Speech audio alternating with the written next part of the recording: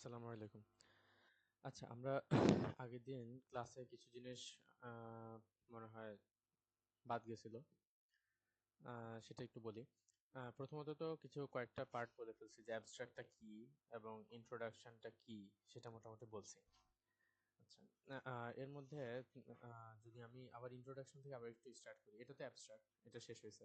তারপরে যে এখানে রাইটার আছে, রাইটারের যে ইনফরমেশনগুলো সেগুলো এখানে আছে। এবং এটা হচ্ছে আমি যেটা বলছি ফরম্যাট চেঞ্জ হতে পারে, এটা এক একটা জার্নালের এক একটা ফরম্যাট, কিন্তু আমরা ইউজুয়ালি যেভাবে লিখি অ্যাবস্ট্রাক্ট লিখি এক পাতায়, তারপরে ইন্ট্রোডাকশন লিখি হবে। এখন যেহেতু এই জার্নালটা ফলো করতেছি, এটা ফরম্যাটটা বলতেছি। এনিওয়ে, আর এখান থেকে মোটামুটি ইন্ট্রোডাকশনটা শুরু। এই জার্নালের ফরম্যাট হচ্ছে এখানে ইন্ট্রোডাকশন কথাটা লেখে না, জাস্ট ইয়ে দিয়ে লিখে শুরু করে আর কি, জাস্ট একটা ট্যাব দিয়ে লেখা শুরু করছে। আচ্ছা, আমাদের আসলে বুঝতে হবে যে ইন্ট্রোডাকশনে আমরা কি লিখব সেটা বুঝতে হবে। যেমন এখানে আমি যদি পড়ি, to the extent that religious both cost and religious barriers to entry affected access to education among Muslim populations. Education policies reducing these constraints in the post-independence period may be expected to have reduced educational inequalities between Christian and Muslims. ফার্স্টে হচ্ছে টপিকে আসার চেষ্টা করছে যে religious barrier গুলা কিভাবে মুসলিম পপুলেশনের মধ্যে এবং এডুকেশন পলিসি গুলা এডুকেশন মানে রিডিউসড এডুকেশনাল ইনইকুয়ালিটিস বিটুইন খ্রিস্টান এন্ড মুসলিম, কিভাবে পোস্ট কলোনিয়াল পিরিয়ডে কিভাবে এটা ইনইকুয়ালিটি গুলো কমানোর চেষ্টা করছে। আচ্ছা, এখন have educational inequalities in fact reduce, this article finds evidence the gap in educational attainment. এরপরে হচ্ছে যে এই আর্টিকেলটা আসলে এখানে আলোচনা করছে যে এডুকেশনাল ইনইকুয়ালিটি আসলে কমছে নাকি কমে নাই।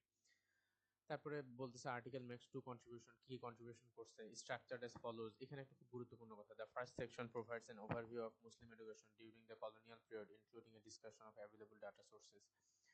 এখানে অনেকগুলো আছে। সেকেন্ড সেকশনে কি করছে, ফার্স্ট সেকশনে হচ্ছে ওভারভিউ দিচ্ছে মুসলিম এডুকেশনের, সেকেন্ড সেকশনে হচ্ছে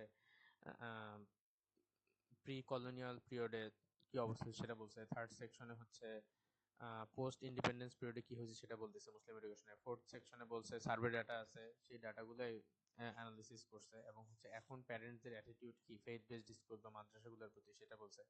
ফাইনালি হচ্ছে একটা ডিসকাশনে গেছে। আচ্ছা, তাহলে ফার্স্ট ফার্স্ট সেকশন হচ্ছে এটা Muslim education in colonial Africa Muslim education কেমন ছিল টুলো সেই ব্যাপারে কথা বলছে।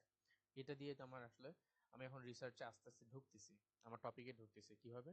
আমার প্রথম কথা হচ্ছে যে যেহেতু আমার টপিক হচ্ছে মুসলিম এডুকেশন ইন আফ্রিকা বা এরকম, তাহলে মুসলিম এডুকেশন ইন কলোনিয়াল আফ্রিকা তখন কি অবস্থায় ছিল।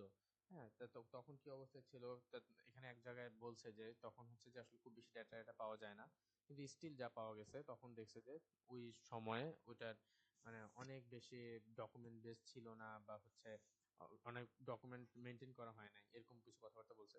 ডকুমেন্টেশন মুসলিম এডুকেশন বা Muslim education has also been limited, এটা লিমিটেড ছিল স্পেশালি ফর কোরআনিক স্কুল। আচ্ছা, লিমিটেড ছিল। তারপরে এটুক বলছে, তারপরে হচ্ছে যে despite the dearth of colonial era data on Muslim schools and peoples across countries, case studies reveal a common narrative of the Muslim experience in education sector. তারপর বলতেছে যে আচ্ছা, ফার্স্টে বলছে ডাটা পাওয়া যায় না বা তাদের লিমিটেশন গুলো বলে নিছে, যাতে করে আমরা এটার ভিতরে ঢোকার পরে আবার মানে লস্ট আউট না হয় যে এটা তো বলে নাই। ফার্স্টে বলে নিছে যে আসলে ম্যাক্সিমাম ডাটাই নাই। তারপরে স্টিল কিছু কেস স্টাডি আছে, হ্যাঁ কেস স্টাডি গুলো কিছু জিনিস ইয়ে করছে, বলছে যে কেস স্টাডি গুলা কিছু ইস্যুস বলছে, কি কি ইস্যুস বলছে সেগুলো এখানে আসছে। যেমন উগান্ডাতে একটা কেস স্টাডি আছে, সেটার কথা বলছে যে ইন ফ্রেঞ্চ ওয়েস্ট আফ্রিকাতে একটা কেস স্টাডি আছে, সেটার কথা বলছে যে কেস স্টাডি গুলোতে কি পাওয়া গেছে যে মুসলিম এডুকেশনের অবস্থা আসলে কি ছিল। হুম, সেই জিনিসগুলো বলা হয়েছে। ব্রিটিশ ফ্রেঞ্চ কলোনিয়াল এরাতে কি ছিল। এরপরে চলে আসছে সেকেন্ড আছে ট্রেন্ডস ইন এডুকেশন অ্যাটেইনমেন্ট, কি কি অ্যাটেইন করতে পারছে। হ্যাঁ, কি কি অ্যাটেইন করতে পারছে সেই ইস্যুগুলো আসছে এখানে।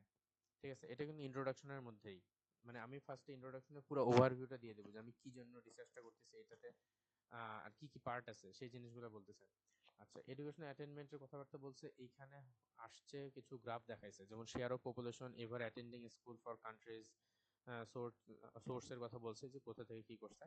যেমন কয়েকটা দেশে কেস স্টাডি যেগুলোতে আছে সেরকম কয়েকটা কয়েকটা দেশে যে অ্যাটেন্ডেড স্কুল স্কুল অ্যাটেন্ড করছে কতজন সেটার কথা বলছে। ঠিক আছে, যে